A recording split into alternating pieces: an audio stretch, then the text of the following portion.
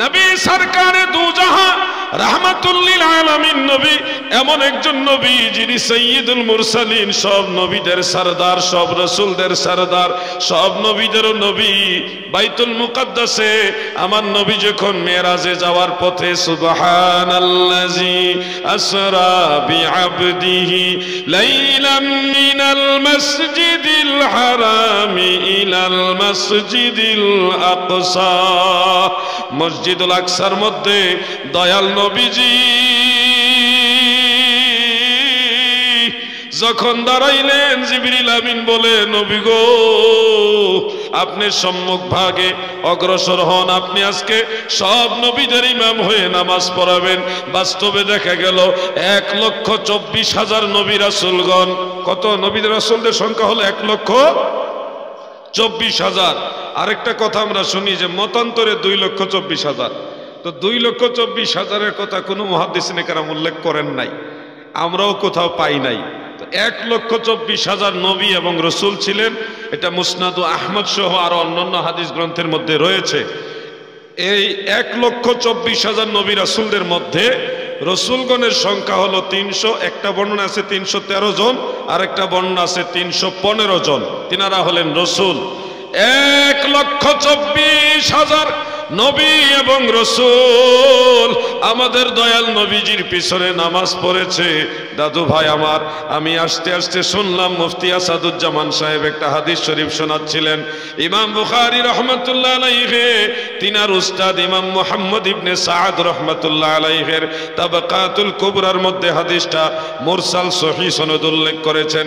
তবে মুরসাল নয়, মুত্তাসিল সহিহ সনদে এই হাদিস কানা ইমাম ইবনু আদি রহমাতুল্লাহ আলাইহি আল কামিল ফি দুআফাইর রিজালের মধ্যে উল্লেখ করেছেন এইভাবে, আন আবি হুরায়রা রাদিয়াল্লাহু তাআলা আনহু قال قال رسول الله صلى الله عليه وسلم كنت اول الناس في الخلق واخرهم في البعث।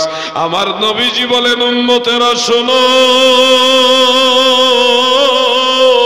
আমি রাসূলুল্লাহ এই সৃষ্টির মধ্যে সর্বপ্রথম মানুষ ছিলাম। সুবহানাল্লাহ। দুনিয়াতে প্রথম মানুষ হলো হযরতে আদম, যিনাকে আবুল বাশার বলা হয়, কিন্তু সৃষ্টি জগতে প্রথম মানুষ হলো মুহাম্মাদুর রাসূলুল্লাহ সাল্লাল্লাহু আলাইহি ওয়াসাল্লাম। এটা কিন্তু সহিহ হাদিস, কোনো জয়ীফ বা দুর্বল হাদিস না। ইমাম ইবনু সাদের সনদ হলো মুরসাল, হযরতে কাতাদা রাহমাতুল্লাহ আলাইহি ডিরেক্ট ক্বালা রাসূলুল্লাহ বলে বর্ণনা করেছেন। কিন্তু ইমাম ইবনু আদির সনদের মধ্যে হযরতে আবু হুরায়রা আছেন, তিনি ক্বালা রাসূলুল্লাহ বলে হাদিস উল্লেখ করেছেন। অতএব হাদিসটা মুত্তাসিল এবং সহিহ। আদম নবী এই দুনিয়াতে প্রথম মানুষ, কিন্তু সৃষ্টি জগতে আমার দয়াল নবী প্রথম মানুষ। সুবহানাল্লাহ। আদম নবী হলো আবুল বাশার, সব নবী রাসূলদের বাবা, সব মানুষদের বাবা। আর হযরত ইব্রাহিম হলো আবুল আম্বিয়া, সব নবীদের বাবা। আমার নবী হলো আবুল আরওয়াহ, সমস্ত রূহের বাবা। সুবহানাল্লাহ।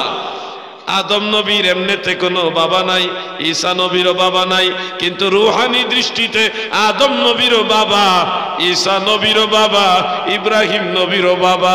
সমগ্র রূহু আরওয়াহ বলতে যা আছে সমস্ত রূহের বাবা হলো মুহাম্মাদুর রাসূলুল্লাহ সাল্লাল্লাহু আলাইহি ওয়াসাল্লাম। এই জন্য নবীজি সম্পর্কে আপনাকে বুঝতে হবে, নবী সম্পর্কে জানতে হবে। আপনি যদি নবীজির সম্পর্কে বুঝেন, তাহলে নবীজির আনিত বা নবীজির প্রচারিত নবীজির সে দিন ইসলাম মানার জন্য আপনার মনের মধ্যে আকর্ষণ পয়দা হবে, আপনার এই প্রেমটা জাগ্রত হবে। আমি আল্লাহ পাকের দয়ায় আপনাদের দোয়ার বরকতে ফিলিস্তিন, জর্ডান এবং সিরিয়া গিয়েছি মাসখানেক আগে। সেখানে জর্ডানের রাজধানী আম্মান থেকে 156 কিলোমিটার দূরে একটা গাছ জিয়ারত করার জন্য গিয়েছিলাম। এই গাছটাকে বলা হয় শাজারাতুল মুবারাকা, উরফান সাহাবী গাছ, মানে লোকেরা এটাকে সাহাবী গাছ বলে থাকে। কিন্তু ওইখানে সাইনবোর্ডে লেখা আছে শাজারাতুল মুবারাকা, বরকতময় গাছ। এই গাছটার এত দাম মর্যাদা কেন? এটার ইতিহাস হলো, আপনার তিরমিজি শরীফের মধ্যে এই গাছের ইতিহাসটা পাবেন এবং অন্যান্য কিতাবে মুসান্নাফ ইবনে আবি শাইবা অনেক কিতাবের মধ্যে আছে হযরত আবু মুসা আশআরী রাদিয়াল্লাহু আনহু তিনি বর্ণনা করেছেন যে আমার দয়াল নবী যখন শিশুকালে বাল্যকালে কোনো দিকে হাত দেন ফিলিস্তিন শাম দেশে যাচ্ছিলেন, তখন এক টুকরা মেঘমালা আল্লাহর হাবিবের মাথা মুবারকের উপরে ছায়া দিতে দিতে যাচ্ছিল। সুবহানাল্লাহ।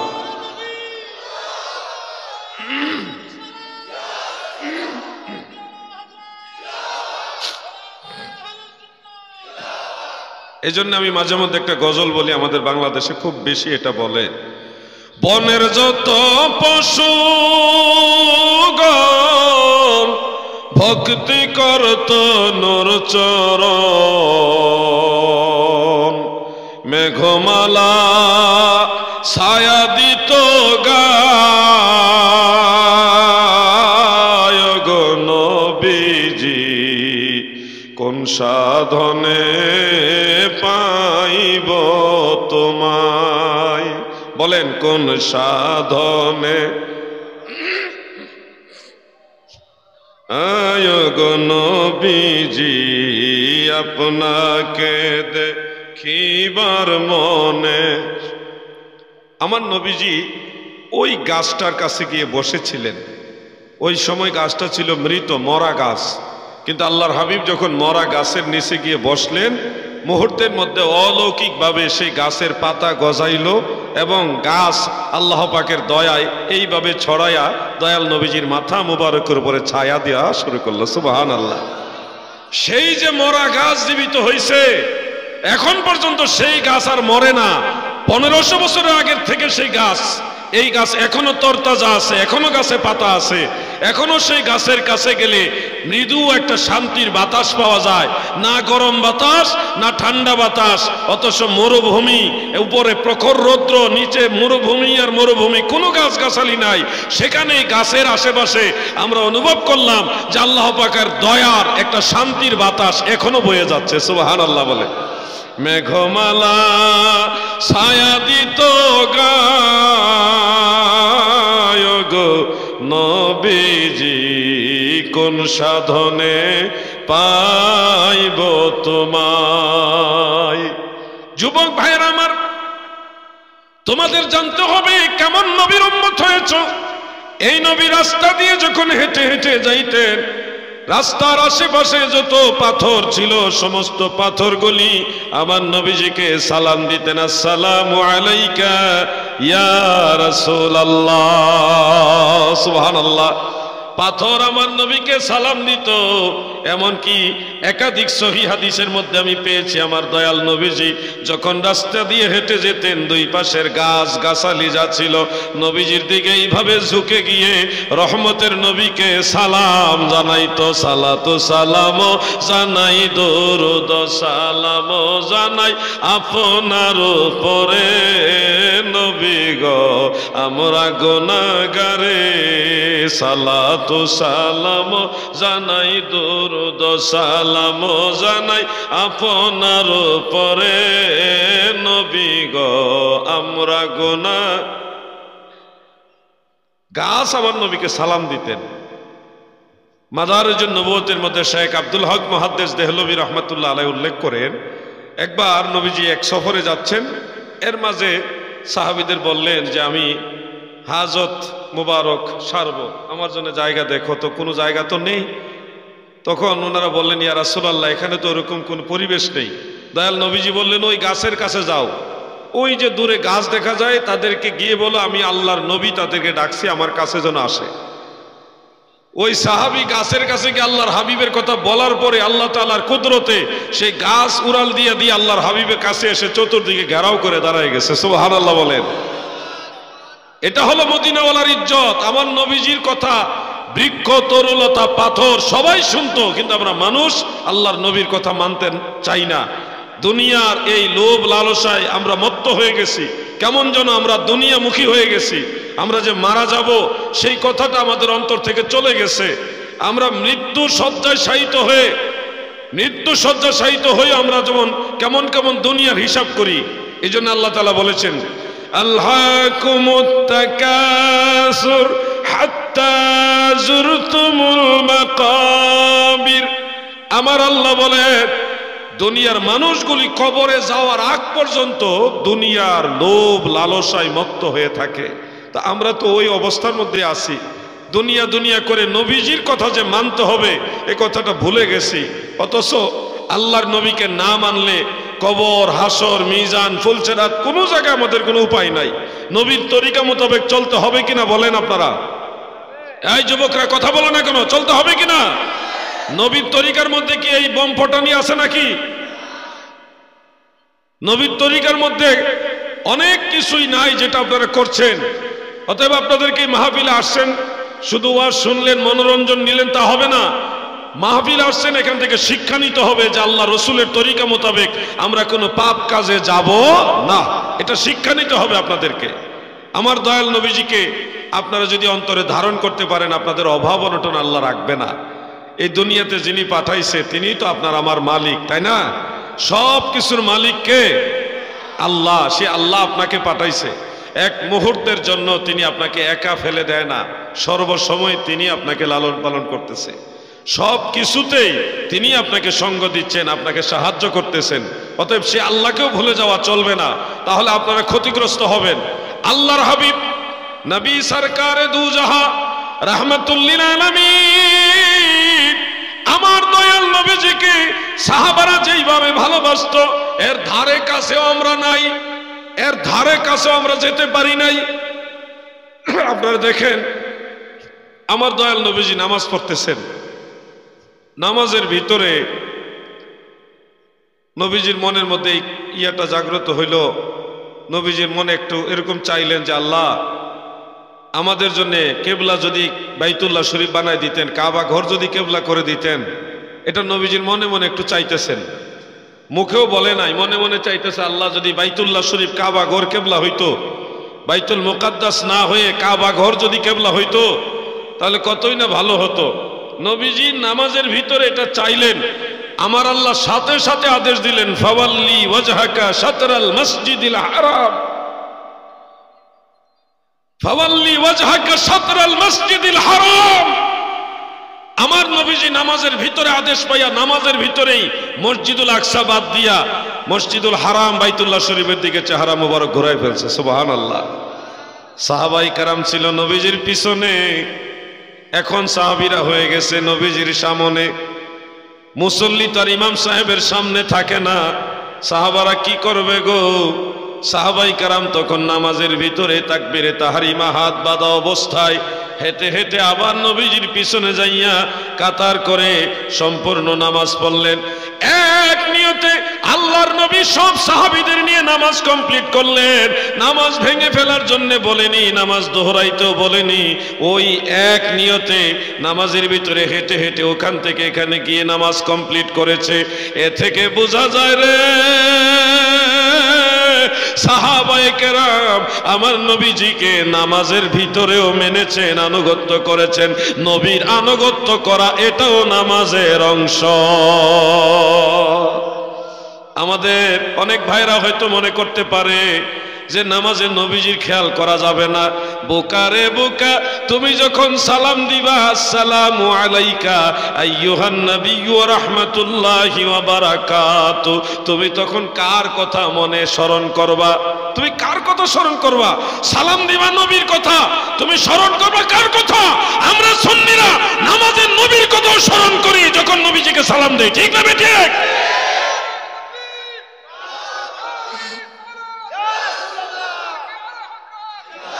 আপনি যদি খেয়াল করে দেখেন, সাহাবাই কেরাম নামাজের ভিতরে নবীজির আনুগত্য করেছে, নামাজের ভিতরে নবীজির আনুগত্য করেছে। তার মানে নবীজি নামাজের অংশ, নবীজি নামাজের অংশ। আপনারা যুবক ভাইরা খেয়াল করে দেখুন যে সাহাবাই কেরাম আল্লাহর নবীকে মানতে গিয়ে কোনো দলিল তালাশ করে নাই। ইয়া রাসূলুল্লাহ, আপনি কেন নামাজের ভিতরে হঠাৎ বাইতুল মুকাদ্দাস বাদ দিয়ে মসজিদুল আকসা বাদ দিয়ে বাইতুল্লাহ শরীফের দিকে চেহারা ঘোরালেন? কেউ প্রশ্ন করে নাই। কারণ সাহাবাই কেরাম জানতেন আমার নবী নিজেই দলিল, নবী মানতে হবে, এটাই হলো কথা, নবীকে মানাটাই হলো আল্লাহর আদেশ, ঠিক না ঠিক?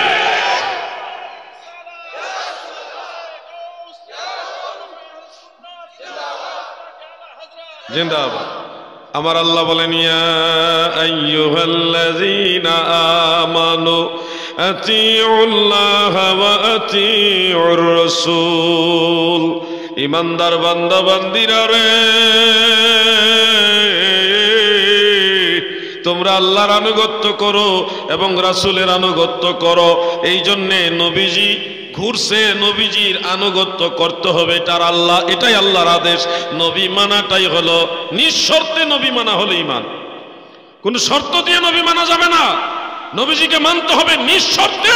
নিঃশর্তে নবী আমার ঈমান, ঠিক না বেঠিক? প্রিয় ভাইয়েরা আমার, আরেকটা জিনিস আপনারা নিশ্চয় জানেন, সহিহ বুখারীর মধ্যে উল্লেখ আছে, কয়েকজন সাহাবী এটা বর্ণনা করেছেন। হযরত আয়েশা রাদিয়াল্লাহু তাআলা আনহা, হযরত আনাস ইবনে মালিক, তেনার দুইজন বর্ণনা করেছেন। আরেকজন সাহাবী বর্ণনা করেছেন যে আমার নবীজি যেদিন এই দুনিয়া থেকে পর্দা করবেন, নবীজি আখিরাতে চলে যাবেন, দারুল বাকায় চলে যাবেন। নবীজি তো জিন্দা নবী, এটা বিশ্বাস আসেনি আপনাদের? সবাই পিছনে বেড়ে বলেন, বিশ্বাস আছে? আমি দেখেছি পশ্চিমবঙ্গের কিছু আলেম আছে জ্ঞান পাপী, তারা বক্তব্য দেয় অনলাইনে, শুনেছি তারা বলে যে আল্লাহর নবী মরা নবী, তিনি মারা গেছেন, এটাই বলতে হবে। তো আবার দলিল হিসেবে কোরআন শরীফের আয়াত নিয়ে আসতেছেন, ইন্নাকা মাইয়িতুন ওয়া ইন্নাহুম মাইয়িতুন। হ্যাঁ, আফা ইন মাতা, এই মাতা শব্দ নিয়ে আসতেছেন। কুল্লু নাফসিন যায়িকাতুল মাউত, এই আয়াত নিয়ে আসতেছেন। অতএব নবীজি মারা গেছে, এটাই বলতে হবে। আমি সেই ভাইদের, এই অনলাইন যারা রেকর্ড করতেছেন তাদের মাধ্যমে সেই ভাইদের উদ্দেশ্যে বলতেছি যে আল্লাহর নবী সামান্য সময়ের জন্য ইন্তেকাল করেছেন, রূহ মুবারক নিয়েছেন, পরক্ষণে ফিরিয়ে দিয়েছেন। মানে কুল্লু নাফসিন যায়িকাতুল মাউত, এটা আল্লাহ তাআলা বাস্তবায়ন করলেন। কিন্তু আমার নবীজির ইন্তেকাল মুবারকের পরেও নবীজি জীবিত সশরীরে জিন্দা আছে। এটা আহলে সুন্নাত ওয়াল জামাতের আকীদা।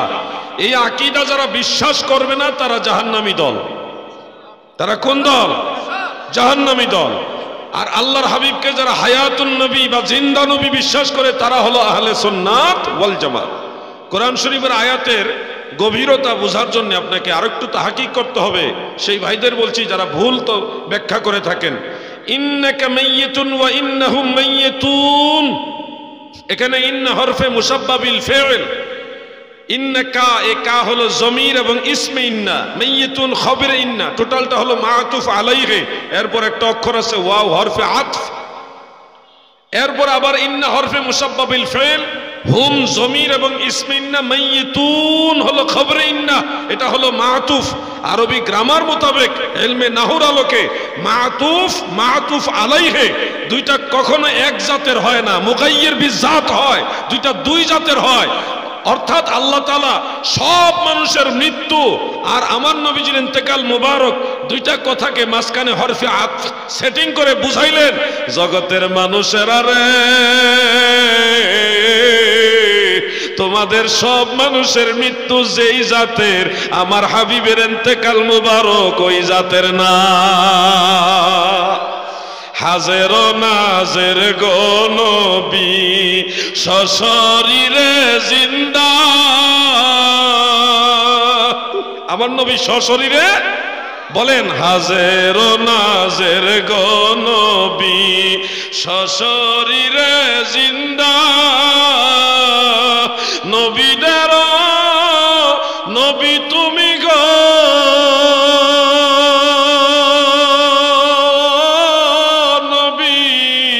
রহমতের দরিয়া গো নবী, নবী তুমি ইমামুল আম্বিয়া, নবী তুমি ইমামুল আম্বিয়া। আল্লাহুম্মা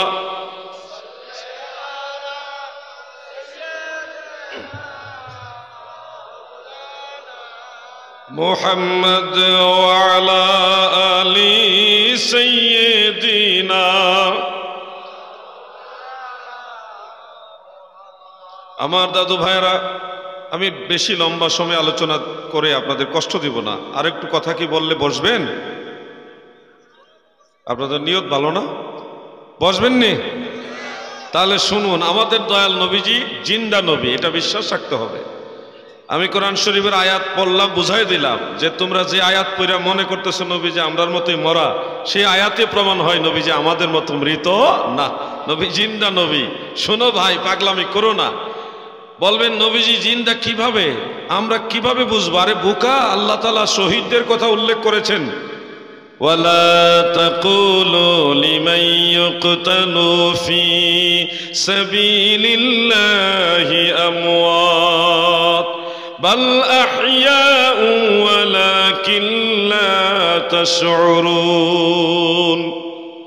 আল্লাহর রাস্তায় যারা মারা যায়, আমার আল্লাহ বলেন ওয়ালা তাকুলু লিমান ইউকতালু, যারা আল্লাহর রাস্তায় মারা যায়, কতল হয়, তাদেরকে মৃত বলো না, তাদেরকে মরা বলো না, মরে গেছে বলবে না। নিষেধ করতেছে কে?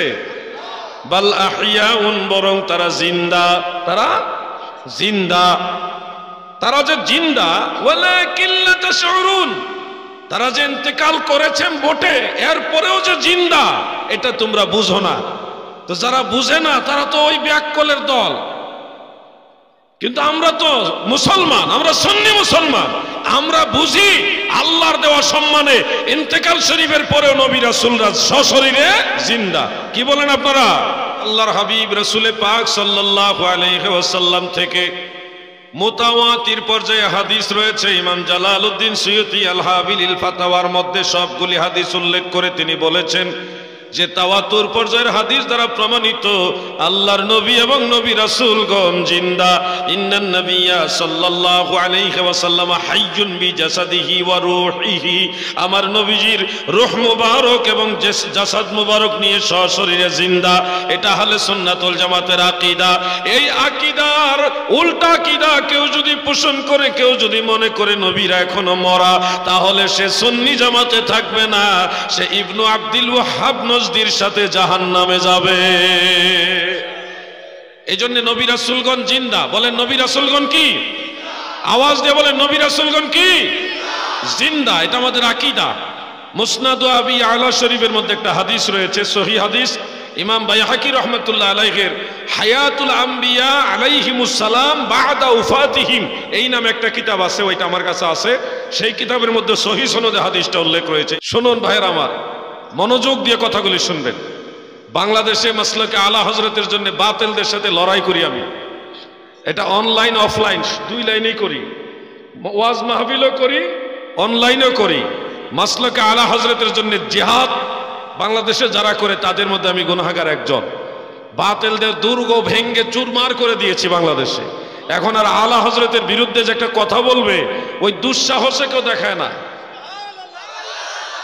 সাহস দেখাবে দূরের কথা, ওই দুঃসাহসও দেখায় না কেউ। নারে তাকবীর, নারে রিসালাত, মাসলাকে আলা হযরত আলাউদ্দিন জাহাদি সাহেব, নারে তাকবীর, মুফতিয়ানে বাঙ্গাল। আমার ভাইরা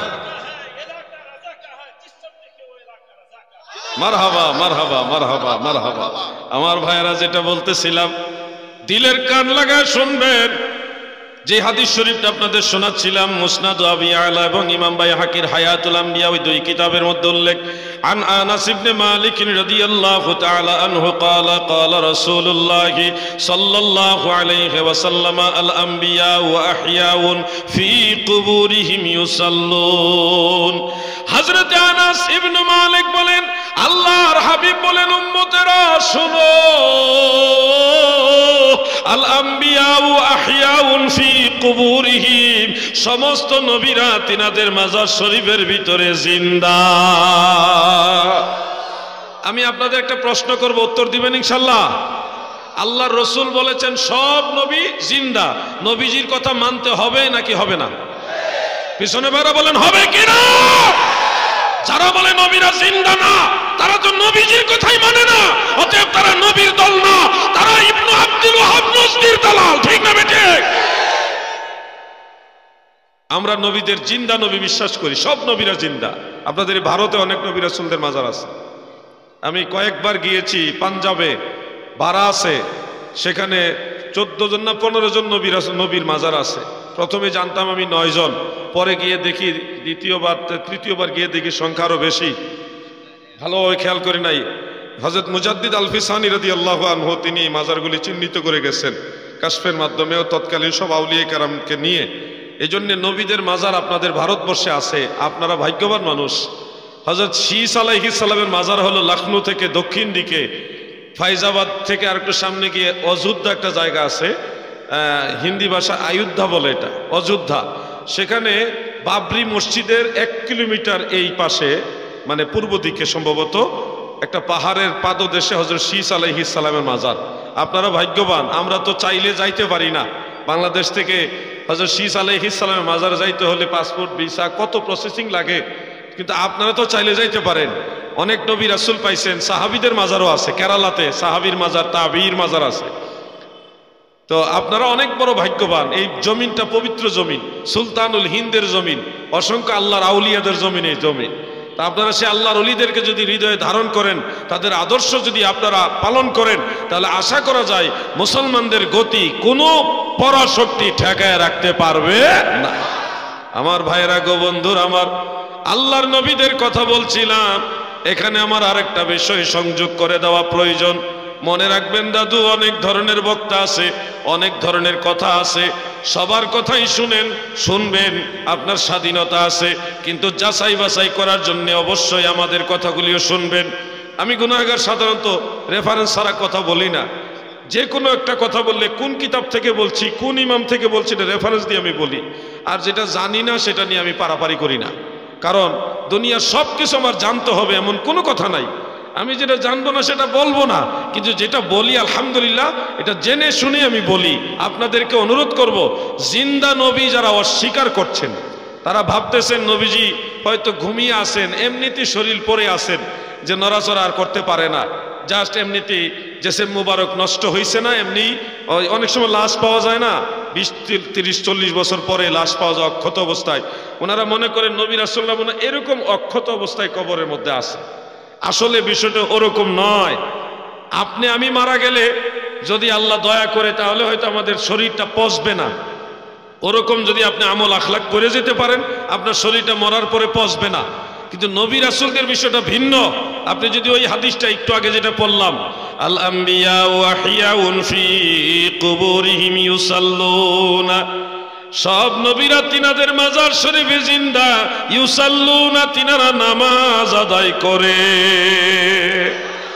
সহিহ মুসলিম এবং মুসনাদ আহমদের মধ্যে উল্লেখ, হযরত আনাস ইবনে মালিক বর্ণনা করেছেন, নবীজি বলেন, মারারতু আলা কবরি মূসা ফি লাইলাতিল ইসরা ওয়া রাআইতু ওয়া হুয়া কাইমুন ইউসাল্লি।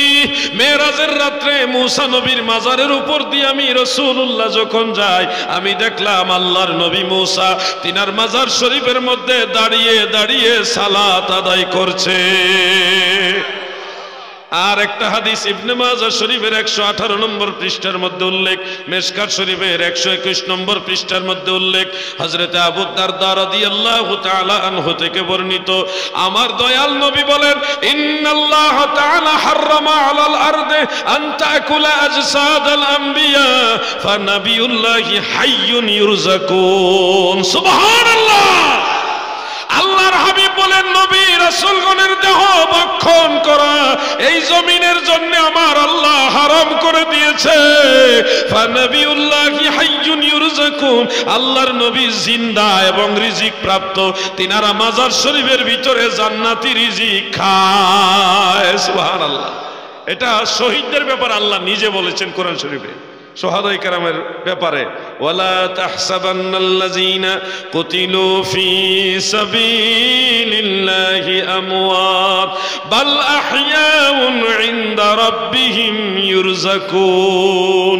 আল্লাহ তাআলা শহীদদের ব্যাপারে বলেন, বাল আহইয়াউন, তারা জীবিত আছে, শহীদরা জীবিত, ইনদা রাব্বিহিম ইউরযাকুন, তাদের রবের কাছ থেকে রিজিক প্রাপ্ত।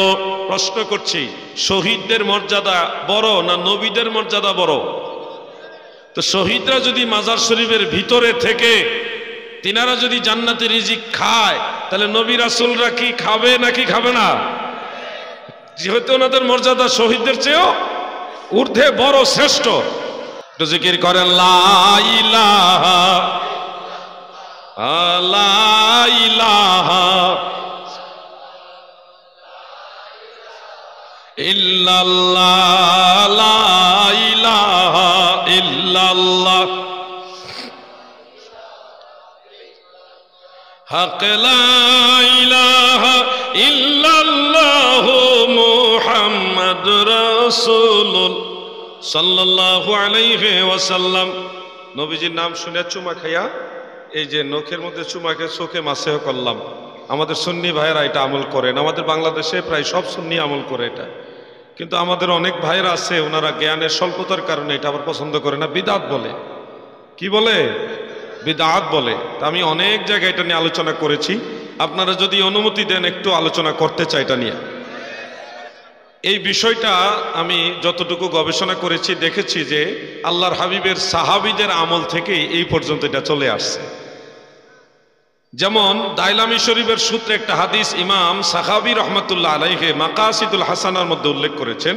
ইমাম মুল্লা আলী কারি আসরারুল মারফুআ বি আখবারিল মাওদুআ সেই কিতাবের মধ্যে হাদিসটা আনছেন। ফতোয়ায়ে শামিতে 2য় খণ্ডের 64 নম্বর পৃষ্ঠা, দেওবন্দি ছাপা যেটা, ওইটার মধ্যে হাদিসটা রয়েছে। তাফসিরে রুহুল বয়ানে 7ম খণ্ড 262 পৃষ্ঠার মধ্যে আছে, তাফসিরে জালালাইনের হাসিয়ার মধ্যে আছে, আরো অনেক কিতাবে আছে। আল্লাহর নবী একদিন বসে আছেন, আমার দয়াল নবীজির পাশে হযরতে আবু বকর সিদ্দিক রাদিয়াল্লাহু তাআলা আনহু বসা গো। এমত অবস্থায় হযরতে বিলাল রাদিয়াল্লাহু তাআলা আনহু তিনি আযান দিচ্ছিলেন। আযানের মধ্যে যখন বললেন আশহাদু আন্না মুহাম্মাদার রাসূলুল্লাহ, সাথে সাথে আবু বকর সিদ্দিক বললেন সাল্লাল্লাহু আলাইকা ইয়া রাসূলুল্লাহ, বলে তিনার এই মৃদ্ধাঙ্গুলি নখের মধ্যে চুম্বন খয়ে মাসাহা আলা আইনাইনে 2 চোখের মধ্যে এইভাবে মাসেহ করে নিলেন। দ্বিতীয়বারও যখন আশহাদু আন্না মুহাম্মাদার রাসূলুল্লাহ বললেন, তখনও তিনি এইভাবে নখের মধ্যে চুম্বন খেয়ে চোখের মধ্যে বৃদ্ধাঙ্গুলির নখ মাসেহ করলেন। আজান যখন শেষ, আল্লাহর নবী বলেন মান ফাআলা মিসলা মা ফাআলা খলিলি হাল্লাত আলাইহি শাফাআতি। আবু বকর গো, শুনে রাখো, যারা এই ধরনের আমল করবে, যেই ধরনের আমল আমার খলিল আবু বকর সিদ্দিকে করেছে, আমি রাসূলুল্লাহ জানা গেলাম এই আমলের বরকতে হাশর ময়দানে আমি তাকে শাফাআত করব এবং আমার পিছে পিছে জান্নাতে নিয়ে যাব। আমরা নবীজির সাথে জান্নাতে যেতে চাই কিনা? সবাই বলেন চাই কিনা? এই হাদিসের উপর আমরা আমল করি। ফতোয়ায়ে শামিতে লেখা হয়েছে এটা মুস্তাহাব, তাফসিরে রুহুল বয়ানে লেখা হয়েছে এই আমল মুস্তাহাব, তাফসিরে জালালাইনের হাসিয়াতে লেখা হয়েছে আমল মুস্তাহাব। কিন্তু আমাদের অনেক ভাইয়েরা এটাকে জাল হাদিস বানাইছে, বলে এটা জাল হাদিস। যারা কথা বলেন মেহেরবানি করে রেফারেন্স দিয়ে কথা বলবেন, আমার ভুল থাকলে আপনার কাছ থেকে শিখে নিতে পারবো। তথ্যভিত্তিক কথা বললে, রেফারেন্স ভিত্তিক যদি কথা বলেন, আপনার কাছ থেকে আমি কিছু শিখতে পারবো। আর অনুমান ভিত্তিক কিতাবুল আন্দাজ দিয়া যদি বলেন এটা জাল হাদিস, আপনার এই কিতাবুল আন্দাজ তো আমি মানবো না। কিতাবুল আন্দাজ বুঝেন? আপনার আইডিয়া দিয়ে আন্দাজের উপরে বলে ফেললেন জাল হাদিস, এই কিতাবুল আন্দাজ আমরা মানবো না। আপনি রেফারেন্স দেন যে কোন হাফিজুল হাদিস, নুক্কাত পর্যায়ের কোন মুহাদ্দিস বলেছেন এই হাদিসটা জাল, রেফারেন্স দেন। যে অমুক কিতাবে লেখা আছে হাযা হাদিসুন মাউদু, এটা জাল হাদিস, রেফারেন্স দেন, আপনাকে আমরা শুকরিয়া জানাবো। লেখা নাই, পড়া নাই, সলিমউদ্দিন মাস্টার ভাই, হ্যাঁ, উনি কোনো রেফারেন্সও নাই, উনি আছে জাল হাদিস, জাল হাদিসের ব্যবসা নিয়ে বসছে উনি। পাইকারি ধরে কথা বলবেন না। আমরা এই হাদিসটাকে কেন গ্রহণ করলাম, কেন এটাকে আল হাদিস মানলাম, 2টা কথা বলি, মনে রাখবেন। 1 নম্বরে হাফিজুল হাদিস ইমাম শামসুদ্দিন সাখাবী রহমাতুল্লাহ আলাই, যিনি ইমাম ইবনু হাজার আসকালানির শাগরিদ ছিলেন, তিনি মাকাসিদুল হাসানা কিতাবের মধ্যে হাদিসটা উল্লেখ করে লিখেছেন লা ইউসিহু, এটা সহি নয়। কোন মুহাদ্দিস যখন হাদিস উল্লেখ করে এই ধরনের মন্তব্য করে যে লা ইউসিহু, তখন এটা কি বুঝায়? এটা ইমাম সাখাবী, ইবনু হাজার আসকালানি, ইমাম আহমদ বিন হাম্বল, ইমাম মোল্লা আলী কারি, শেখ আব্দুল হক মুহাদ্দিস দেহলভী, ইনারা সবাই ব্যাখ্যা দিয়ে গেছেন। একেবারে মেরকাতের মধ্যে আছে, এরপরে লুমআতুত তানকিহ সেখানে আছে, আরো অনেকগুলি উসুলে হাদিসের কিতাবের মধ্যে এই ইবারতগুলি রয়েছে। কোন মুহাদ্দিস যখন কোন হাদিস সম্পর্কে বলে, ওয়ালা ইউসিহু এটা সহি নয়, তখন বোঝায় এই হাদিসটা সহি সনদের না, কিন্তু হাসান অথবা দাঈফ কোনো মতেই মওযু না। কারণ জাল হাদিস যখন হয় তখন মুহাদ্দিসিনে কেরাম লা ইউসিহু এই শব্দ ব্যবহার করে না, তখন তারা ব্যবহার করে হাজা কিসবুন, হাজা বাতিলুন, হাজা মাওদু, লা আসলা লাহু, এই ধরনের শব্দ ব্যবহার করে, যেটা মিথ্যা, এটা বাতিল, এটা ভিত্তিহীন, এটা জাল হাদিস, এটার কোনো ভিত্তি নাই, লাইসা লাহুল ইসনাদ, এইভাবে বলে, যেটা কোনো সনদ নাই। কিন্তু যখন কোনো হাদিসের সনদ থাকে, কিন্তু এটা আবার সহি সনদও না, আবার জাল হাদিসও না, তখন দিনারা সংক্ষেপে বলে লা ইউসিহু, এটা সহি না। এটা হলো উসুলে হাদিসের একটা পরিভাষা। আপনি সেই ওয়ালা ইউসিহু শব্দের মূল মিনিং না বুঝে আপনার কিতাবুল আন্দাজ দিয়ে বুঝে নিলেন যেটা জাল হাদিস, এরকম বোঝা ঠিক না। 2 নম্বর পয়েন্ট, 2টা পয়েন্ট আমরা এই হাদিসটাকে গ্রহণ করি, আমল করি। 1 নম্বর পয়েন্ট আমি বললাম যে এটা জাল হাদিস না, এটা আল হাদিস। আর 2 নম্বর পয়েন্ট হলো ইমামুল হারামাইন ইমাম মোল্লা আলী কারি হানাফি রহমতুল্লাহ আলাইহি মিশকাত শরীফের সরা মেরকাত যিনি লিখেছেন, তিনি আসরারুল মারফুআ বি আখবারিল মাওদুআ, সেই কিতাবের মধ্যে হাদিসটা উল্লেখ করে লিখেছেন, হাদিসটা উল্লেখ করে তিনি লিখেছেন কুলতু ওয়া ইযা সাবাতা রাফউহু আলা সিদ্দিকিন ফায়াকফি আল আমালু বিহি। আবু বকর সিদ্দিক থেকে যখন এটা সাবিত হয়ে গেছে, মারফুভাবে সাবিত হয়েছে, আমল করার জন্য এটাই যথেষ্ট, এটাই কাফি। সুবহানাল্লাহ বলেন। ইমাম মোল্লা আলী কারি কথা বলেছে, আমি ভুয়া রেফারেন্স দেই না ভাই। এই মুর্শিদাবাদে কোনো ভাই যদি মনে করেন জিহাদি সাহেব আপনি যে বললেন মোল্লা আলী কারি বলছে এটা যথেষ্ট, এটা গ্রহণযোগ্য, আপনি দেখাতে পারবেন, আসেন ভাই, আমি আপনাকে বুকে জড়ায় ধরে আদর করে ভালোবেসে তারপরে বসে দেখাবো। আপনি দূরের থেকে জাল হাদিস জাল হাদিস বলে চিল্লাবেন না, আপনার কিতাব নিয়ে আসেন, আপনার কিতাব থেকে আমি বের করে দেখাই দিব। আর যদি বলেন না আমার কাছে এই কিতাব নাই, আসেন, অনলাইনে আমার কাছে কিতাব আছে, আমি মোবাইল, আপনার মোবাইল থেকে বের করে দেখাই দিব, আসেন, আমাকে সময় দিবেন, আমি আপনার মোবাইল থেকে কিতাব ইনস্টল করে ডাউনলোড করে আমি আপনাকে দেখাই দিব। কোরআন হাদিসের বাইরে সুন্নি জামাত চলে না। সুন্নি জামাত মদিনাওয়ালার দল, কোরআন সুন্নাহ দ্বারা যা প্রমাণিত রয়েছে সবই সুন্নি জামাতে আছে, ঠিক না ঠিক? কোন জালিয়াতি করার সুযোগ নাই। আগের দিন ভাগে খেয়ে ফেলছে, মুখস্থ ওয়াজ করে গেছেন গা, যেটা মন সেটা জাল হাদিস বানাই দিয়েছেন। এখন আগের দিন নাই, এখন আমাদের যুবকরা সচেতন, যুবকরা সচেতন, এখন তারা মোবাইলে টিপে, টুস টুস টুস টুস করে মোবাইল টিপে ঠিক কিতাব বাইর করতে পারে। অনেকেই পারে, আবার অনেকে পারে না। না পারলে এখন সহজ হয়ে গেছে অ্যাপসের মাধ্যমে। কি আছে না মোবাইলে কিতাবুল অ্যাপস আছে না, গুগল শরীফ, গুগল শরীফ আর অ্যাপ শরীফ দিয়া এখন আমাদের যুবকরা কিন্তু অনেক আগাইছে, কিন্তু আগাইতে আগাইতে অনেক যুবকরা আবার বিপদগামী হয়ে গেছে, লামাঝাবি হয়ে গেছে। কথা বুঝছেন নি? তো এই জন্য আবার বুঝতে গিয়ে আলেমদের সাথে পরামর্শ করে বুঝবেন, নিজে নিজে না, তাইলে আবার বিপদগামী হয়ে যাবেন। আল্লাহ আমাদের সবাইকে বুঝার তৌফিক দেন, বলেন আমিন। সবাই বলেন আমিন। বিরক্ত হইতেছেন নি আমার কথায়? আমি আর কিছুক্ষণের মধ্যে শেষ করে দিব, টেনশনের কারণ নাই। আর আপনাদের তো প্রতিদিন ডিস্টার্ব করতে আসবো না, চাইলেও ভারতে আসতে পারি না, ভিসা ছাড়া তো আর আপনারা ঢুকতে দেন না, দেন নাকি? কি যে কষ্ট ভিসা নেওয়া, ভিসা নেওয়া অনেক কষ্ট।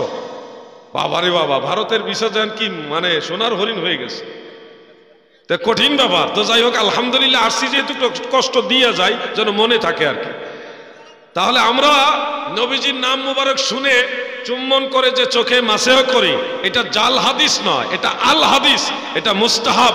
এবং এটা আমাদের ফয়সালা দ্বারা মুস্তাহাব না, বড় বড় ইমামরা, নুক্কাত পর্যায়ের মুহাদ্দিসরা, ফকি মুজতাহিদরা, ওনারা বলে গেছে এটা মুস্তাহাব।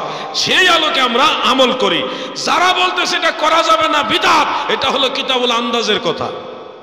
কিতাবটার নাম মনে রাখেন, বলেন কি? যেই লোক ফতোয়া দিবে কিন্তু কিতাবের হাওলা দিবে না, এটা হলো কিতাবুল আন্দাজ। যে লোক দলিল বলবে কিন্তু কিতাবের হাওলা নাই, এটা হলো কিতাবুল আন্দাজ, মানে আন্দাজে মারছে আর কি। এজন্য বলবো, সুন্নি জামাতের সাথে যারাই বাড়াবাড়ি করছে, এখন আলহামদুলিল্লাহ আমাদের বাংলাদেশে এই কথাগুলি যে আমরা বলে দিয়েছি না, অনলাইনে, ফেসবুকে, সোশ্যাল মিডিয়াতে, ইউটিউবে, এখন ওনারাও বক্তব্য দেয়, কিন্তু দিলে সুবিধা হয় না। সুবিধা হয় না কেন? দেখেন, আমি এটা জায়েজ বলছি, কতগুলি কিতাবের হাওলা দিয়া, কতগুলি কিতাবের রেফারেন্স দিয়া তারপরে বলছি এটা জায়েজ। যারা বলে জায়েজ নাই, বিদআত, তাদের দলিল কি? কোনো কিতাবের হাওলা নাই। এই যে কি জানে কইছে, জোরে কর না, জোরে বলেন। কিতাবুল আন্দাজ। কিতাবুল আন্দাজ দিয়ে কি ইসলাম চলে নাকি? এজন্য বলবো সুন্নি জামাতের সাথে যারাই লাগালাগি করতে আসছে এখন তাদের এমনি ব্যাটারি ডাউন হয়ে গেছে। আল্লাহ তাদের হেদায়েত দান করুক, বলে না আমিন। আমার নবীজি রহমতের নবীর কথা বলছিলাম গো। সমস্ত নবীরা মাজার শরীফের মধ্যে জিন্দা থাকেন, তিনারা দাঁড়াইতে পারেন, তাশাহুদের মতো বসতে পারেন, কথা বলতে পারেন, কারণ নামাজ আদায় করতে গেলে দাঁড়াইতে হয়, বসতে হয়, রুকু করতে হয়, আঙ্গুল লড়াইতে হয়, ইশারা করতে হয়, মুখে কথা বলতে হয়। একজন জাগ্রত মানুষ যেইভাবে জিন্দা, আল্লাহর নবীরা মাজার শরীফে ওইভাবে কিংবা আরো উত্তম রূপে জিন্দা। সুবহানাল্লাহ। প্রিয় বন্ধুরা, একটা ঘটনা মনে হয়েছে, এটা বলি আপনাদেরকে ছেড়ে দিব ইনশাল্লাহ। ঘটনাটা সহিহ বুখারী তো আছে, আল বেদায়া ওয়ান নেহার মধ্যে আছে। আমি দুই কিতাবের রেফারেন্সে পুরা ঘটনাটা সহজ করে আপনাদের সামনে তুলে ধরছি। আমি এই হাদিসটা দেখেছি সহিহ বুখারীর আলোকে। ফিলিস্তিনে আমি যখন ঢুকলাম জর্ডান থেকে, ঢোকার পরে একটু সামনে গিয়ে জেরিকো শহর হলো ডান পাশে, আর বাম পাশে হলো মুসা আলাইহিস সালামের সেই পাহাড়, যেখানে দাঁড়িয়ে তিনি আল্লাহর সাথে কথা বলতেন। ওয়া কাল্লামাল্লাহু মুসা তাকলিমা। সেই পাহাড়ের উপরে গিয়ে আমরা উঠছি। ওই পাহাড়ের উপরে মসজিদ আছে, বিশাল বড় অনেক আছে, বড় বড় অট্টালিকা, সেখানে মানুষের বসবাসে, ওযু নামাজ কালামের অনেক জায়গা। ওই মসজিদের এক পাশে হলো হযরত মুসা আলাইহিস সালামের ওই জায়গাটা, যেখানে দাঁড়ায় তিনি আল্লাহর সাথে কথা বলতেন। তো সেখানে যাওয়ার সুযোগ আল্লাহ দিয়েছে, আলহামদুলিল্লাহ। মুসা আলাইহিস সালাম তিনি ইন্তেকাল জিনিসটাকে একটু অপছন্দ করতেন, মৃত্যু জিনিসটাকে পছন্দ করতেন না। সেই সুবাদে একদিন বুখারী শরীফ উল্লেখ, আজরাইল আলাইহিস সালাম তিনি মুসা আলাইহিস সালামের ঘরে প্রবেশ করলেন। যখন দেখলেন ঘরের মধ্যে একজন অপরিচিত অজ্ঞাত একজন ব্যক্তি, এটা দেখার পরে মুসা নবী একটু রাগান্বিত হলেন। একটু রাগান্বিত হয়ে বললেন, মান আনতা, আপনি কে? ভাইজান, বসাই দিলে ইশারায় বসাই দেন না। আপনি জোরে কথা বললে মানুষ ওই দিকে তাকায় ফেলে, তাহলে তো আমার ওয়াজের লাইন কাটে। দয়া করে ইশারায় কাজ করবেন। মুসা আলাইহিস সালামের ঘরে অপরিচিত একজন মানুষ দেখে মুসা নবী বললেন, মান আনতা, আপনি কে? উনি বললেন, আনা মালাকুল মউত, আমি মৃত্যুর ফেরেশতা আজরাইল। মুসা নবী কইতে, আমার হায়াত কি শেষ? কোন হায়াত শেষ না। কেন আসছেন? এমনি আসছি দেখা করে যাওয়ার জন্য, এমনি আসছে। মুসা নবী একটু অখুশি হলেন। ও খুশি, এমনি আজরাইল রে আসো, এটা পছন্দ করি না, আবার আসছে, এমনি আসছে। উনি রাগান্বিত হয়ে ধুপুর করে এক থাপ্পড় মাইরে আজরাইলের চোখ জায়গার মধ্যে কানা করে ফেলছে। আজরাইল একটা চোখ অন্ধ করে ফেলছে। আজরাইল ওখানে আর দাঁড়ালেন না, এটা সহিহ বুখারীর মধ্যে আছে। সেখান থেকে আজরাইল আলাইহিস সালাম তিনি আসমানে চলে গেলেন, যাই আল্লাহ তাআলাকে বললেন, হে পরওয়ারদিগার, হে প্রভু, হে আল্লাহ, আপনার মুসা নবী মৃত্যুকে পছন্দ করে না, দেখেন আমাকে থাপ্পড় মেরে একটা চোখ অন্ধ করে দিয়েছে। আল্লাহ তাআলা তার চোখটা আবার ভালো করে দিয়ে বলতেছে, তোমাকে থাপ্পড় দিছে কেন? তুমি কি কোনো ভুল করছো? আল্লাহ তো সবই জানে। আজরাইলকে বুঝাইতেছে আর কি, না আল্লাহ, আমি কোনো ভুল করছি না। আমি গেলাম, উনি জিজ্ঞাসা করলো, আপনি কে? আমি বললাম, আমি আজরাইল। আর কোনো কথা নাই, আল্লাহ দুপুর করে মেরে দিছে। আল্লাহ তাআলা বলে, তুমি কি আমার নবী মুসাকে সালাম দিছিলা? না, সালাম দেই নাই। আজরাইল, আমার একজন নবীর ঘরে তুমি গেলা, ওনার কাছে গিয়ে তুমি তার সালাম দেও না? তুমি কি জানো না আমার মুসা একটু জালালি? সালাম দেও না দেখে মুসা নবী রেগে গেছে, এই জন্য থাপ্পড় মারছে। এইবার যাও, গিয়ে সালাম দিয়ে বলো একটা গাভী বা একটা গরুর পিঠের মধ্যে হাত রাখার জন্যে ওই হাতের নিচে যতগুলো পশম পড়বে তত বৎসর হায়াত আমি আল্লাহ তার বাড়ায় দিব। আজরাইল এবার এসে সালাম কালাম ঠিক মতো দিয়ে বলতেছে, আল্লাহর নবী মুসা গো, আল্লাহ তাআলা এই ফরমান বলেছেন, আপনি একটা গাভী বা গরুর পিঠের উপরে হাত রাখেন, ওই হাতের নিচে যতগুলো পশম পড়বে তত বৎসর হায়াত আমার আল্লাহ আপনার বাড়ায়া দিবে।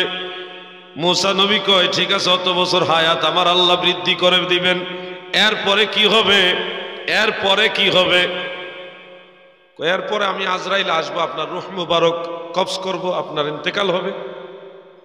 ইন্তেকাল থেকে তো আর বাঁচা যাচ্ছে না, এত বছর পরে মরণই তো লাগবে, ইন্তেকাল তো হওয়াই লাগবে, তো দেরি করে লাভ কি? আমি রাজি আছি, তুমি দাঁড়াও, আমি আসতেছি। আজরাইলকে ওয়েটিং এ রাখলেন। কিসে রাখলেন? ওয়েটিং বুঝেন? আপনারাও তো রাখতে পারবেন, তাই না? ওই যে উনি কইছে, আজরাইলকে ওয়েটিং এ রাখতে পারবেন আপনারা? কোনো কথা চলবে না, দুপুর করে খাবলাদার হোটেল হয়ে যাবো, টাইম শেষ, কোনো কথা চলবে না। কি আমাদের বেলায় কোনো অপেক্ষা নাই। মূসা নবী বলছে তুমি দাঁড়াও, আমি আসছি। আল বেদায়া ওয়ান নেহায়ের মধ্যে হাদিসের এই অংশটা উল্লেখ হাফেজ ইবনে কাসির রহমাতুল্লাহ আলাইহি উল্লেখ করেছেন। তিনি 120 বছর বয়সে লাঠি মুবারকে খটর খটর করে এইভাবে করতে করতে পাহাড়ের উপর উঠলেন। ওই পাহাড়ে যে হেঁটে হেঁটে ওই পাহাড়ের উপর উঠলেন, উঠে তিনি আল্লাহ তাআলার সাথে কথা বললেন। ওয়া কাল্লামাল্লাহু মূসা তাকলিমা, জিবরিল সারা ডাইরেক্ট আমার আল্লাহর সাথে উনি কথা বললেন। আল্লাহ, আমার একটা দরখাস্ত আপনার দরবারে, আজরাইল তো আমার রূহ নিয়ে যাবে, আমার ইন্তেকাল হয়ে যাবে, আমার একটা দরখাস্ত, হে প্রভু, আমার উম্মতেরা যেন কোনোদিন রিজিকের কষ্ট না পায়, নবীদের দোয়া কবুল হয়। আমার আল্লাহ বলেন, মূসা তোমার হাতের লাঠি দিয়ে ওই পাথরের মধ্যে আঘাত করো। ছোট্ট একটা পাথর ছিল, মূসা নবী হাতের লাঠি মুবারক দ্বারা ওই পাথরের মধ্যে আঘাত করার পরে পাথরটা ভেঙ্গে চুরমার হয়ে গেল। এরপরে পাথরের ভিতর থেকে ছোট্ট একটা পিপিলিকা, একটা পিঁপড়া বের হয়ে আসলো। পিঁপড়ার মুখে খাবার আছে। এই দৃশ্যটা আমার আল্লাহ মূসা নবীরে দেখায়, কয় বন্ধু নবী মূসা রে, তুমি তাকায় দেখো, ছোট্ট পাথরের ভিতরে ছোট এক প্রাণী পিপিলিকা বসবাস করে। আমি আল্লাহ ওই পাথরের ভিতরে বসবাসকারী পিঁপড়াকেও খাবার খাওয়ায়। ওয়াতারযুকু মান তাশাউ বিগাইরি হিসাব, আল্লাহ তাআলা যাকে চান বেহিসাব রিজিক দান করেন। আমার আল্লাহ আমাদের খাওয়ায়। আমাদের খাওয়ায় কে? আল্লাহ। ওসিলা আপনারা করেন, ব্যবসা বাণিজ্য রোজগার, এলো ওসিলা, কিন্তু রিজিকের মালিক বলেন, রিজিকের মালিক, সবাই বলেন রিজিকের মালিক। এই বিশ্বাস রাখবেন। কখনো যদি কোনো জিনিস চাওয়ার থাকে, যে ঠিক মতো আপনি চলতে পারতেছেন না, রুজি রোজগার ভালো হচ্ছে না, আপনি ওই মালিকের কাছে যান যিনি আপনার রিজিকের মালিক, ওনার কাছে চান। ওনার কাছে চাইতে হলে চিঠি দিতে হয় না, মেসেজ পাঠাইতে হয় না, টেলিফোন লাগে না, মাধ্যম লাগে না, ওনাকে ডাইরেক্ট আপনি বলতে পারবেন। তিনি সেই আল্লাহ যিনি আপনার হৃদয়ের কথা আগের থেকেই জানেন। আপনি ওখানে বলেন, হে প্রভু আমার কষ্ট হচ্ছে, হে আল্লাহ আমার কষ্ট হচ্ছে, আপনি আমাকে সাহায্য করেন। কোন সময় বলবেন জানেন? রাত যখন 3টা বাজবে, ফজরের আজানের আগে আর 3টার পরে, এই মাঝখানের টাইমটা ওযু কালাম কইরা তাহাজ্জুদ নামাজটা আদায় করবেন, করেই সেজদায় যাইবেন, যাই আল্লাহর সাথে কথা বলবেন। আল্লাহর সাথে কথা বলা যায়, আল্লাহর সাথে কথা বলা যায়। ওই টাইমে আল্লাহর সাথে কথা বলেন, হে আল্লাহ আমার এই মুসিবত, এই বিপদ, আমাকে সাহায্য করেন। আল্লাহ আমি আপনার কাছে ধর্ণা দিলাম, আপনার কাছে আত্মসমর্পণ করলাম, আমার এই মুসিবত থেকে আপনি উদ্ধার করেন। আপনি আল্লাহর কাছে বলেন। আপনি কি জানেন প্রত্যেক দিন নিশির শেষ ভাগে আমার আল্লাহ সকল বান্দা বান্দীদেরকে ডেকে ডেকে বলে, কার রিজিক লাগবে বলো, আমি তোমাদের রিজিক দিব। কে আছো অভাবী, আমার কাছে বলো, অভাব দূর করে দিব। কে আছো গুনাহগার, আমি আল্লাহর কাছে বলো, আমি গুনাহ মাফ করে দিব। কার কি দরকার তোমরা আমাকে বলো। নিশির শেষ ভাগে স্পেশাল আমার আল্লাহ তার বান্দা বান্দীদেরকে ডেকে ডেকে এইভাবে বলে। ওই সময় যারা আল্লাহর দরবারে ভিক্ষার হাত বাড়ায়, সেজদায় যায় মনিবের কাছে প্রার্থনা করে, তাদের দরখাস্তগুলি মহান আল্লাহ তাআলা কখনোই খালি ফেরত দেয় না। সুবহানাল্লাহ। এটা আমল করার চেষ্টা করবেন ইনশাআল্লাহ। হয়তো ভাবতেছেন দিনের বেলা হঠাৎ টেনশনে পড়লাম, পেরেশানি পড়লাম, কি করব? আসমানের দিকে তাকায় কিছু কথা বলবেন, এখানে কথা বলবেন, এটা লড়ানো লাগবে না। আল্লাহর সাথে কথা বলতে ঠোঁট না নাড়ায়ও কথা বলা যায়। এই আকাশের দিকে তাকায়া মনে মনে বলবেন, হে আল্লাহ পেরেশানিতে আছি, সাহায্য করেন। আপনাকে আল্লাহ সাহায্য করবেন, আল্লাহ ওয়াদা করেছে। মুমিন বান্দাদেরকে আল্লাহ সাহায্য করেন, আল্লাহ তাআলা ওয়াদা করেছেন। আপনারা আল্লাহর সাহায্য ওইদিকে আপনারা সবাই নিজেদেরকে নিযুক্ত করেন, আল্লাহর সাহায্য অনুগামী হন। আল্লাহ আপনাদের তৌফিক দান করেন, বলেন আমিন। একজন মাদ্রাসাতে কত টাকা দিলেন? 300 টাকা না? 300 টাকা দিলেন, বলেন আমিন। আল্লাহ ওনার দান কবুল করুক, আমিন। প্রিয় ভাইয়েরা আমার, এই যে কথাগুলি বললাম আপনারা আমল করবেন না ইনশাআল্লাহ? কি বলছি বলেন তো আমার একটু, আপনারা আবার বলেন কি শুনলেন? বিপদে বললে আল্লাহরে ডাকবেন, কোনো কিছু চাওয়ার হইলে আল্লাহর কাছে চাইবেন। যদি দেখতেছেন যে আপনি গুনার কারণে হয়তো আপনার দোয়া কবুল হবে নাকি হবে না টেনশন করতেছেন, আল্লাহর রসুলের উসিলা দিয়ে চাইবেন, ওলি আল্লাহদের উসিলা দিয়ে চাইবেন। আল্লাহ আমার তো ওই গুনাহ বেশি, আল্লাহ আমি তো আপনার কাছে চাওয়ার মুখ নাই, আপনার দয়া, আপনার হাবিব আমার দয়াল নবীর উসিলা আমার এই বিপদ থেকে উদ্ধার করেন। আল্লাহর কাছে বলবেন, ডাইরেক্ট বলবেন, তিনি আপনাকে দিবে। তিনি যেভাবে হোক আপনার মনোবাসনা পূর্ণ করবে, আপনার মুসিবত থেকে আপনাকে উদ্ধার করবে। তিনি ওয়াদাবদ্ধ, মুমিনদেরকে তিনি সাহায্য করেন। ইনশাআল্লাহ আল্লাহর কাছে সাহায্য চাবেন কিনা বলেন? সবাই বলেন চাবেন কিনা? যা লাগে তাই চাইবেন আল্লাহর কাছে। কি দরকার আপনার ওনার কাছে বলেন।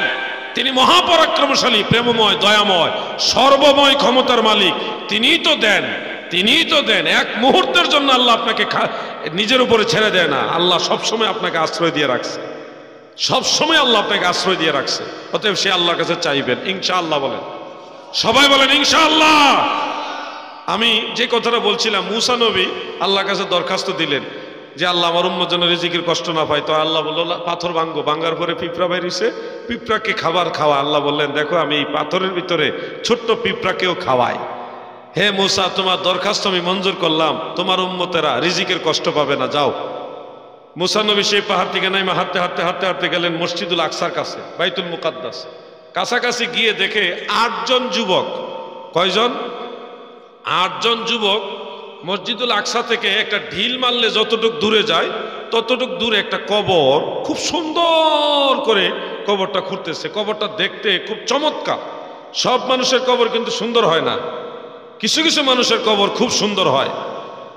এত সুন্দর কবর মুসা নবী দেখে বলে, হে যুবক ভাইরা আমার সালাম গ্রহণ করো। এই সুন্দর কবর এটা কার জন্য তোমরা খনন করছো? ওই যুবকরা ছিল মূলত 8 জন ফেরেশতা, তারা মানুষ না ফেরেশতা। তেনারা কবর খুঁড়তেছেন। মুসা নবী জিজ্ঞাসা করলো কার জন্য কবর খুঁড়ো? এই কবরে তো সুন্দর, এটা কার কবর গো? 8 জন যুবকের পক্ষ থেকে জবাব দিল, হে আল্লাহর পয়গম্বর মুসা, এই কবরটা হলো আল্লাহর এক প্রিয় বান্দার কবর। মানে মুসা নবীরই কবর, মাজার। ডাইরেক্ট বলে না, আবার নিরাইগা যায়। কথা বুঝতে পারছেন না? আজরাইল ছাড়ে না, আর এরা তো ছোটখাটো, আজরাইলের চেয়ে ছোটখাটো ফেরেশতা। এই জন্য তারা কয় এটা আল্লাহর এক প্রিয় বান্দার কবর, যাকে আল্লাহ খুব ভালোবাসে। মুসা নবী বললেন তাহলে আমার অনুমতি দিলে এই কবরে শোয়ার একটু ভাষণা জন্ম হয়েছে, আমি একটু শুইতে চাই, আমার একটু অনুমতি দাও। তারা কয় যে ঠিক আছে অনুমতি দিলাম, এটাই তো চাই। মুসা আলাইহিস সালাম অনুমতি দেওয়ার পর উনি কবরের মধ্যে নামলেন, শুইলেন। শোয়ার পরে সাদা দাড়ি, সাদা পাগড়ি, সাদা জুব্বা, একেবারে সুন্নতি সাজে সজ্জিত একজন বৃদ্ধ লোক, বয়োজ্যেষ্ঠ লোক এসে মুসা নবীর ওই কবরের কিনারে দাঁড়ায়া সালাম দিয়া বলতেছে, হে আল্লাহর নবী মুসা, আমি একজন বয়োজ্যেষ্ঠ বৃদ্ধ মানুষ, আমি আপনার জন্য কিছু খাবার আনছি, একটা আপেল। এটা আপনি যদি নেন তাহলে আমি বড় খুশি হই, আমার পক্ষ থেকে এটা গ্রহণ করেন। মুসা নবী চিন্তা করে আমি তো নবী, আল্লাহ তো আমাকে মাজার শরীফের ভিতরেও জান্নাতি খাবার খাওয়াবে, আমি একটু ট্রাই করি না। তো আপেলটা নিলেন, নেওয়ার পরে খাবারের জন্য খুব প্রস্তুতি নিতেছে। ঠিক ওই সময় আজরাইল আলাইহিস সালাম চুপচাপ ওনার রূহ মুবারক লয়ে গেছে গা। সুবহানাল্লাহ। এই জন্যে নাম কি আপনার? শামীম, মাদ্রাসার ছাত্র শামীম। 300 টাকা তো নাকি? 300 টাকা দিলেন, আল্লাহ তার দান কবুল করুক, আমিন। এই জন্য আমি যে কথাটা বুঝাতে চাচ্ছি, মুসা আলাইহিস সালামের ঘটনাটা বলার মূল উদ্দেশ্যটা ছিল আমার, যে মুসা নবী তিনিও মাজার শরীফে শুয়ে ভাবতেছেন যে আল্লাহ আমাকে জান্নাতি খাবার তো খাওয়াবে, তা আমি আগে থেকে ট্রাই করে দেখি, এবং তিনি খাওয়ার জন্য প্রস্তুতি নিচ্ছেন। এখান থেকে বোঝা যায় আল্লাহর নবীরা মাজার শরীফের ভিতরে জিন্দা নামাজ আদায় করে এবং জান্নাতি খাবারও খায়, জান্নাতি খাবারও খায়। এই ঘটনাটা বলার মূল উদ্দেশ্য হলো আমার এটা। যে নবীরা মাজার শরীফে রিজিক প্রাপ্ত, তিনারা জিন্দা এবং রিজিক প্রাপ্ত, সালাত আদায় করে। এটা আমাদের আকীদা, এটা আহলে সুন্নাত ওয়াল জামাতের আকীদা, এটা মনে রাখবেন ভাই আমার। আল্লাহর হাবিব সম্পর্কে একটা হাদিস পড়েছিলাম, তাবারানীর মুআজামুল কাবীরের হাদিস, খাসায়েসুল কুবরার মধ্যে হাদিসটা রয়েছে। রাসূল সাল্লাল্লাহু আলাইহি ওয়াসাল্লাম ওসিয়ত মুবারক করেছিলেন যে আমার পরে, আমার ইন্তেকাল শরীফের পরে তোমরা আলী ছাড়া কেউ যেন আমার গোসল না দেয়। শেরে খোদা মাওলা আলী রাদিয়াল্লাহু আনহু গোসল দেওয়ার জন্য তিনি প্রস্তুতি নিচ্ছিলেন। অন্যান্য আরো অনেকগুলি কিতাবে আমি দেখেছি তিনি গোসল দিতে গিয়ে একটু টেনশনে পড়ে গেছিলেন। গোসল দিবেন, নবীজি শরীয়তের শ্বশুর লাগে, আবার নবীজি ইমাম, নবীজি আমার ইমাম, আমি এখন নবীজির গোসলের জন্য কি কাপড় মোবারক খুলে গোসল দিব না কাপড়ের উপর দিয়ে গোসল দিব, টেনশন করতেছে। আমি নবীজির গোসল মোবারক কিভাবে দিব? আল্লাহর নবী শরীয়তে আমার শ্বশুর লাগে, আমি নবীজির এই শরীর মোবারক থেকে কাপড় মোবারক কিভাবে খুলবো? চিন্তা করতেছেন, ওই অবস্থায় ওনার তন্দ্রা এসে গেল। তিনি লক্ষ্য করে দেখলেন কে যেন ওনাকে ডেকে বলতেছে, আলী রে, আমি রাসূলুল্লাহ পুত পবিত্র, আমার গোসল তোমাদের মতো করে দেওয়া দরকার নেই, আমার কাপড়ের উপর দিয়া গোসল দিয়া দাও। সুবহানাল্লাহ। আমার নবীজি হযরত আলী রাদিয়াল্লাহু আনহুর সাথে কথা বলেছে কখন? গোসলের সময়। এমনকি নবীজি দাফন মোবারক হওয়ার কমপ্লিট যখন হয়ে গেছে, তাফসীরে কুরতুবীর মধ্যে হাদিসটা উল্লেখ রয়েছে, ওয়ালাউ আন্নাহুম ইয যালামু আনফুসাহুম জাউকা। এই আয়াতের তাফসীরের মধ্যে বিশেষ করে সনদ সহকারে হাফেজ জালালউদ্দিন সুয়ুতী রাহমাতুল্লাহ আলাইহি আল হাবিলিল ফাতাওয়ার মধ্যে সম্পূর্ণ হাদিসটা হযরত আলী রাদিয়াল্লাহু আনহু থেকে উল্লেখ করেছেন।